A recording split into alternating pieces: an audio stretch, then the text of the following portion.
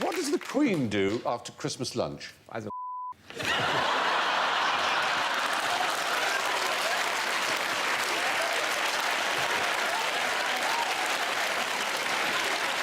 No! That's what everyone else does during the Queen's speech. Do they? They go for a walk. They go to church. No, they go to church in the morning, definitely, St Mary Magdalene in Sandringham. But they've furnished us with remarkable details, I have to say, the royal family. Does that mean that somebody from the office is going to be tuning in to see how these details were handled? Yes. And they're likely to be thrilled at the sensitive way in which the Queen's Christmas Day has been described. So far, that's why I've been wriggling slightly. But just to get it out of the way, the answer is she goes into the saloon and watches herself on television. On Christmas Eve, right, they gather in the White Drawing Room at Sandringham around a 20-foot Christmas tree cut from the Sandringham estate. And I want to add here, at the risk of being booed, that I get my tree from the Sandringham estate. It's decorated by the Queen herself. What, your tree?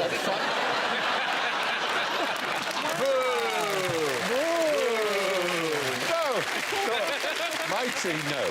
Does she come round to do it? I bet you send her out in the garden. No, do it out in the garden. At 5 p.m, the whole family has a cup of Earl Grey, except the Queen, who has her own Indian blend. Is it Twinings? I hope so.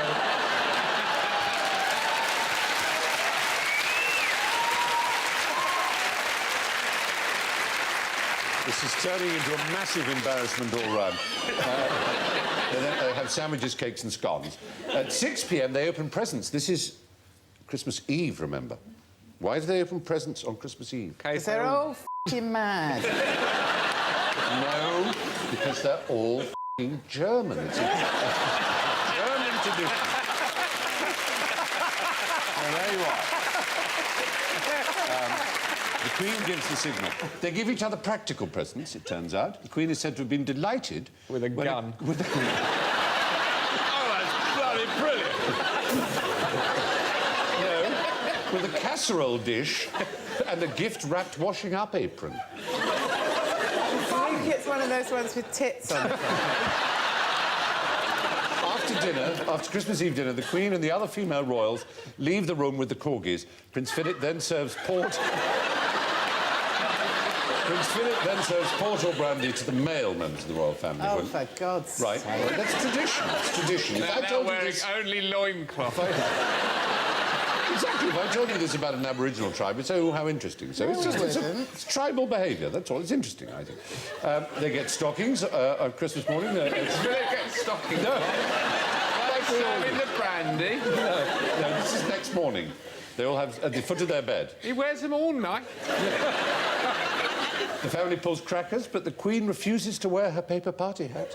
And then at 3 p.m, they go to the saloon to watch me on Christmas Day. We love them all and we wish them well at this Christmas time. Name a saint who comes from Ireland. Patrick. Oh! He went to Ireland, but he didn't come None from of the patron saints of Britain are from where they're supposed to be from, are they? George is Palestinian, St George. Yes. Patrick is Welsh. British, certainly. He came from around the River Severn area, apparently. St Bernard was from a shelter. But you must be able to name some genuine... Yeah, St Columkill, St Bridget, St Kevin. St Bridget. Do you know what her great miracle was? She laid down a cape because she said, I want some land to build a convent. She said, well, you can have whatever land your cape covers. And she laid it down, and the cape grew like ginger beer in every direction. And so had taken over the entire field. That is one of her great miracles. The other one was that she could transform her used bathwater into beer. The Irish sort of miracle. That one wasn't taught to us in primary school in Ireland. Kevin? Kevin lived halfway up a mountain in Glendalough in Wicklow and was like an Irish Francis of Assisi. Small animals would nest in his hand, and rather than crush the fecker and get on with his day, he would let the bird rest there and heal or whatever, and he'd go, please, I've got stuff to do. Do you want to bring up any more of these scars of my childhood right here? It is astonishing to imagine an education like that. I will say this for it, like, I do remember once going out with a lady who was raised atheist, and an utter chore to walk around a gallery with. They go, who's the guy on the sticks? Is he the same guy who was in the shed earlier on? Who is St Bartholomew? because I went in the museum in Venice and there was a painting of him and he's a spit of me. I was a spit of him. Anyway, it was a virtually full-size picture and it was uncanny and a little bit frightening because he was only wearing a nappy and he'd been shot with an arrow.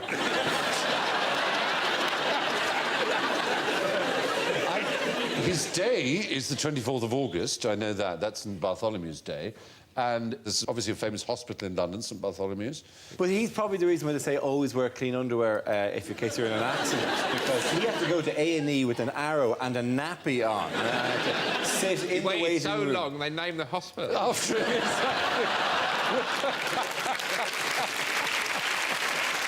Lord, there you are.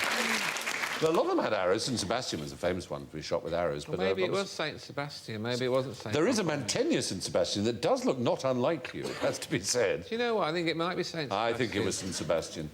St Bartholomew's death was that he was flayed alive, and most paintings of St Bartholomew have him with his skin draped over his arm, his own skin. No, that wasn't him. That wasn't him. So I've seen that statue in church. I always used to think when I was a kid that he just had a sort of beige-coloured coat. His own skin. Anyway, the patron saint of Ireland went to Ireland but didn't come from there. He was kidnapped as a child, sold into slavery to Ireland. And then when he went on to the continent, became a monk, he wanted to come back to Ireland to convert to Christianity and cast out snakes. What is 3 times more dangerous than war? 3 wars.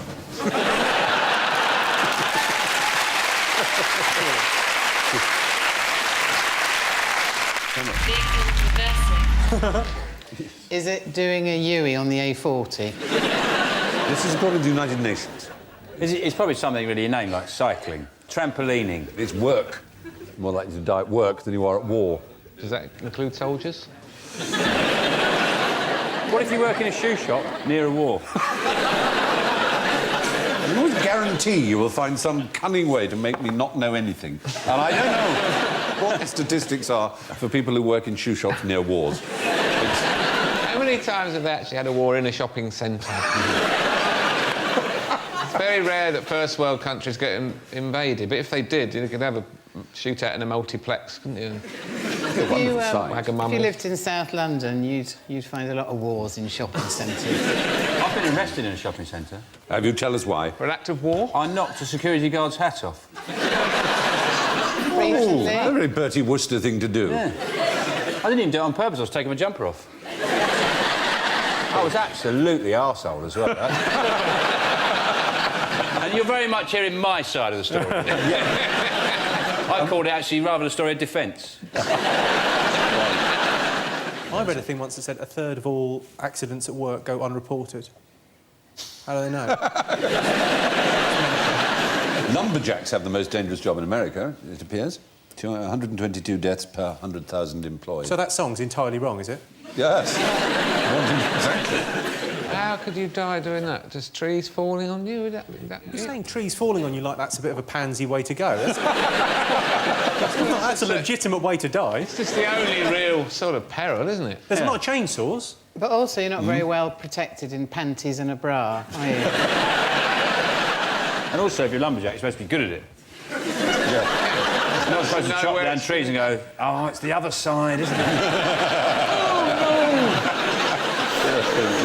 Well, now, yes, according to the United Nations, more than 2 million people die from work-related accidents, as opposed to 650,000 people a year who die in wars. What was Darwin's problem with brown owl, and why did he not describe it? Now, clearly, if one makes a joke about Girl Guides here, like he was traumatised during a period in the Girl Guides...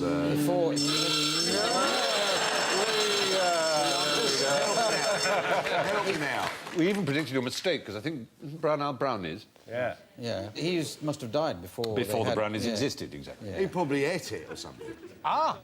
So he ate brown owls, you're saying? Well, actually, he didn't, because he described it as indescribable, which is why he didn't describe the brown owl. Well, actually, as food, he meant, because Charles Darwin, one of the greatest scientists, one of the greatest men, really, of any age, was considered a very dim pupil and couldn't spell and was terrible at arithmetic and went to Cambridge. The only subject his father thought was fit for him was divinity. And he spent his time chasing rats and shooting and looking at animals and eating strange animals. He was a member of the Gourmet Society, or the Gluttons, as it was known at Cambridge, and their aim in life was to eat as many rare and peculiar animals, like bitterns and hawks. But brown owl, they didn't like at all. And all the others became bishops and archdeacons. Is this still exists, this club? Exists? Stephen's the president of it. Yeah, otherwise you write me around for fox on creme. Right. I drink panda. That's the... Oh, it's lovely. I've got a book at home. It's equivalent to the Collins Book of Birds from 1850. And after describing each bird, at the end it will say, for instance, a buzzard tastes a little bit milder than a golden eagle. Yes. But still quite palatable. Does it have a wine recommendation at the bottom? You suggest a Chablis or a New World Merlot. Do you know what you should drink with the beating heart of a cobra? And this is a dish in China where you get a cobra and it's brought to the table alive. They then slice it open, rip the heart out, and it's beating on the plate there. You have to chase it around the plate, I suppose. And then you drink the blood of the snake as the wine. Actually, I ordered the lasagna. What's the most disgusting thing you've ever eaten, Alan? Earwax.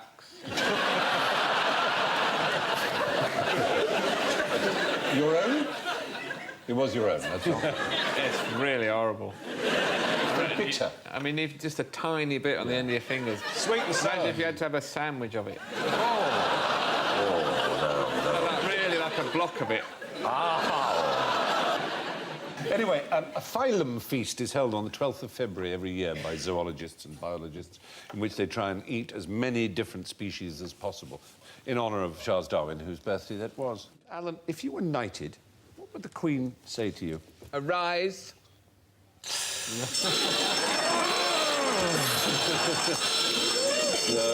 No, she wouldn't. Are you sure she doesn't say, no, I'm sorry, I have to draw the line somewhere?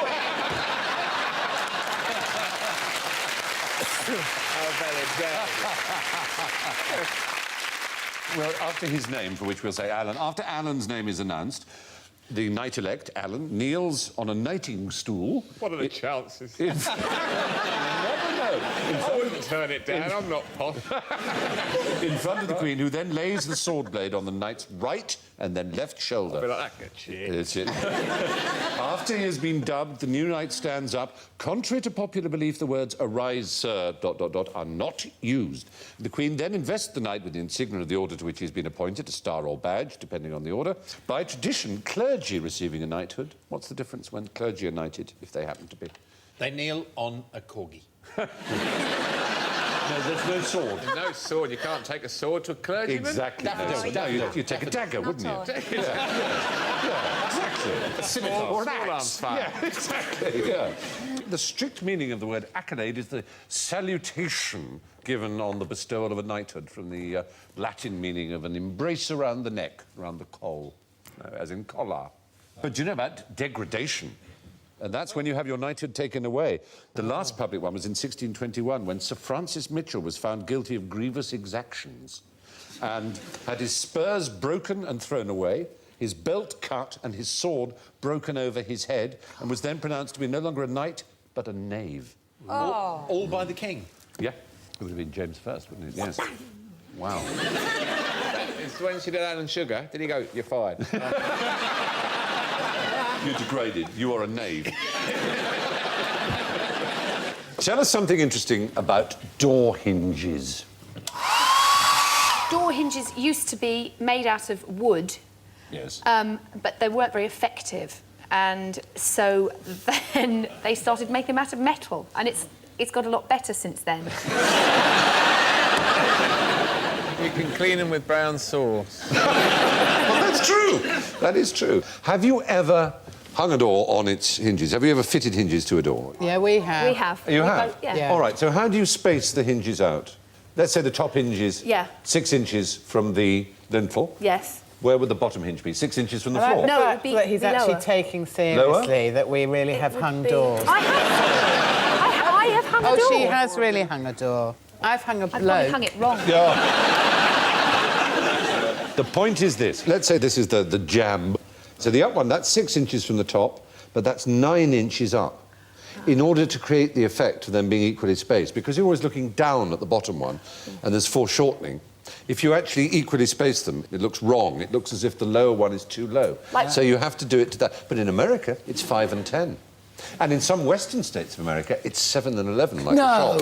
Yes. It is. 7 inches down, 11 up. I know, it's a shocker. You heard it here first, Joe. I'm frightened now. I bet you are. Is there a doctor I here? want to imagine you measuring your door hinges when you get home and say, Stephen was right. I'm going to send you a 6, picture of me 9. measuring my door hinges naked. Yes, please. I want it. But the middle one goes exactly in between the two. So there's the 6, the 9, and then in the middle. There's the interesting thing about doors. Doors are 78 inches long. All doors. Domestic doors, generally, you might have to take That's a bit off. 6'6". How do you know that? Bought a door recently. You see? Tell you Who why. hung it? Who hung it on its hinges? My friend Keith is a carpenter. Well, he'll know about that. He's also a stand-up comedian, so it's a right laugh having him round. Oh, my God. The door handle kept turning like that, and turning and turning and turning, and I couldn't get into the loo. And I really needed to go, so I kicked the door in. It's the only time I've ever kicked a door in. It's right. Brilliant. And Great it was a really feeling. cheap, Brenda in flimsy there. door, and it smashed like that, and it exploded, and the door bit fell down, there was wood everywhere, and I burst in and had a crack. Lovely. What do you use to make a difference engine? Do you know what a difference engine might be? It's a machine, a 19th century, 18th century design to solve equations. Yes, a calculator, a computer, It was one of the first computers, yeah. Indeed, and there is... So it you was use cogs and stuff. Charles Babbage. He never completed it. He ran out of money. Only in 1991 was it fully reconstructed from his plans, and it worked perfectly. It's thought that he put a couple of mistakes Deliberately, into it, yes. so that if anyone stole the plans and tried to make it, it wouldn't work. Mr. okay. Darrow agrees. Well done. Presumably, this is a bit like when you go out at night, going to the back of your DVD and jamming a fork into it repeatedly and then going, well, if they can steal it, it'll never work. That's Slashing your own tyres before your holidays. the joke's on you, thief, OK? But in fact, in answer to the question, the reason he couldn't complete it was so vast, with these huge cogs in. There is a material he could have used to make it, if only it had existed, which was invented in 1901 by one Frank Hornby. The bloke who did the model railway. The bloke who did the model railways also invented another staple British child's toy. Fake hedges. That was all part of the... But it was a totally separate invention. Action Man, Meccano. Meccano is the right answer. Those are the only toys I remember. Yeah, and there is a Meccano difference engine at work. It really does work. And it can do trigonometric functions, logarithms. And the point about it is it's programmable. It's not like a clock or something which is simply dedicated to one analogue task of telling you the time. This is actually programmable. He was an odd man, though, Babbage, and he does rather live up to the idea of an early computer nerd. Tennyson wrote a poem which included the line, "Every moment dies a man, every moment one is born." And he wrote back, "If this were true, the population of the world would be at a standstill. In truth, the rate of birth is slightly in excess of death. I would suggest that the next edition of your poem should read, every moment dies a man, every moment 1 1/16 is born." Strictly speaking, the actual figure is so long I cannot get it into a line, but I believe the figure 1 1/16 will be sufficiently accurate for poetry. What a man. That's the best impression I've ever heard of him, though. It is a good invention, obviously. He also invented the cowcatcher thing that goes on front of a locomotive. I'm presuming by the fact that this is the design, it didn't succeed in catching many cows as much as dividing them. What was the most dangerous military stratagem ever devised? Vehicle reversing. Was it Hannibal's first crack at the Alps with chihuahuas? The purpose of this one was to terrify the enemy. Imagine you're in the front line of an army and you're massing against the front line of another army, and the front line of the opposing army does something so extraordinary that you think, oh, my God, we're never going to beat them. Is it from a Carry On film? Is it when they lifted their kilts and they didn't wear pants? It was amazing. Carry On Braveheart. No, it's neither of those. They flagellate themselves. They insert something within them. They chop their own heads off. They chop their own heads off. Their own heads The front line of the army chops their heads off. How you do that? Grab your hair and just slice with a very sharp sword. Who was that then? The Scots Guards? This was in 496 BC. It would be the Swiss army, because they'd have something on one of those little knives to do that, wouldn't they? Self-decapitation. It's a country you know well, and you're wearing its flag at the moment. This is the flag of Vietnam. Well, that's right. We're talking 496 BC, the army of King Gujian of Yue. And he had convicted criminals in the front line and told them they had to cut their own heads off. You may say, well, why would they do that? What's the worst that could happen? The worst thing that could happen is if they didn't, then all their families and all their children would be massacred as well. F*** it.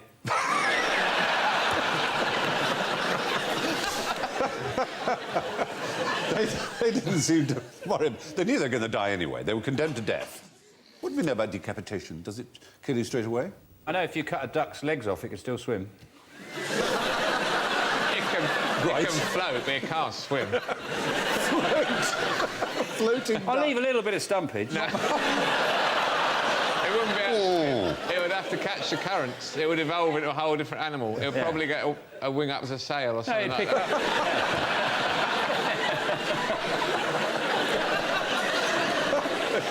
Didn't they discover, like, for example, at the French Revolution with the guillotine, that, like, heads could kind of, like, chat a bit Carry on after, chatting. So, Well, no, you're right. There was a story during the terror of the French Revolution that two members of the National Assembly were guillotined and their heads put in the same bag straight away, and one bit the other so hard they couldn't be separated. What, just the heads? That's holding a grudge, isn't it? For all intents and purposes, you're dead. Let it go. Yeah, you didn't get on. Whatever. Each one of you here, you should find you have a picture, which is a picture of a genuine United States Patent Office patent application. Arthur, have a look at yours, shall we? And Clive, yours looks like this.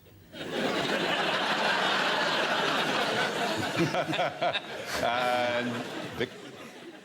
And Alan, you've got a picture too. Well, it's some sort of electrified Christmas stocking. It's a shoe bomb. Why would you want an electrified Christmas stocking anyway? It's a Santa Claus detector. Oh, of course. It's got a motion detection. You hang it amongst your other stockings, and when Santa Claus comes, it triggers a light and an alarm. There's no such thing as I Santa. know there isn't. Waste of time. Waste of time. Clive, this looks like a bra where you've got a little nozzle and you can blow down it to inflate the bra. So this is clearly designed for a woman who maybe thinks A one woman of her... with no arms. Oh, yes, I wasn't going to mention that. She's got one breast she feels is slightly smaller than the other, but she doesn't make a big thing of it, except when she's walking past somebody who she fancies, so she can quickly and surreptitiously and inflate the breast. It's odd enough, your breath was going in the wrong direction. You were blowing when you should be sucking. So you suck... You basically have drink in your bra. And you can surreptitiously suck your drink out of it. It's only going to be for red wine, though, isn't it? Because it's going to be too warm for white wine or beer or... Oh, what about Ovaltine? Oh! Can I have one of those Ovaltine bras? I've heard so much about. She came in here reeking of Ovaltine. What's yours, young Arthur? Yes. I remember Clive Anderson in his 30s.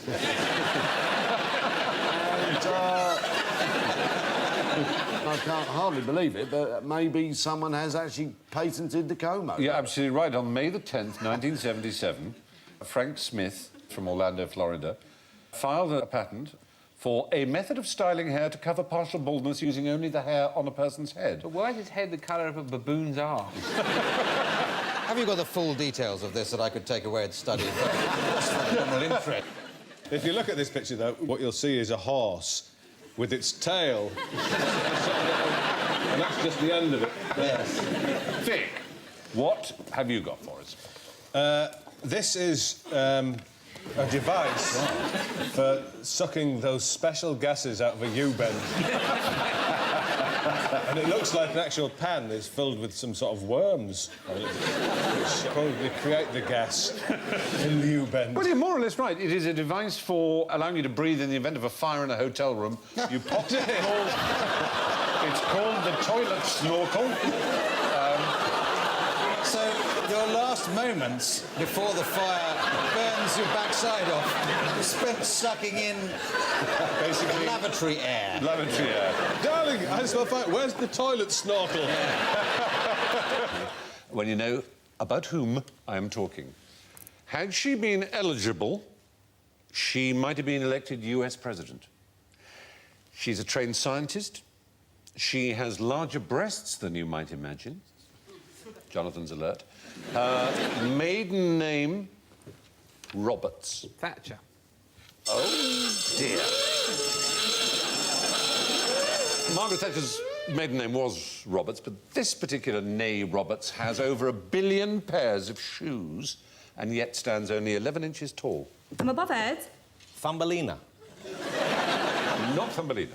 This one exists. 11 inches tall? Yeah. Barbie. Barbie is the right answer. Yay.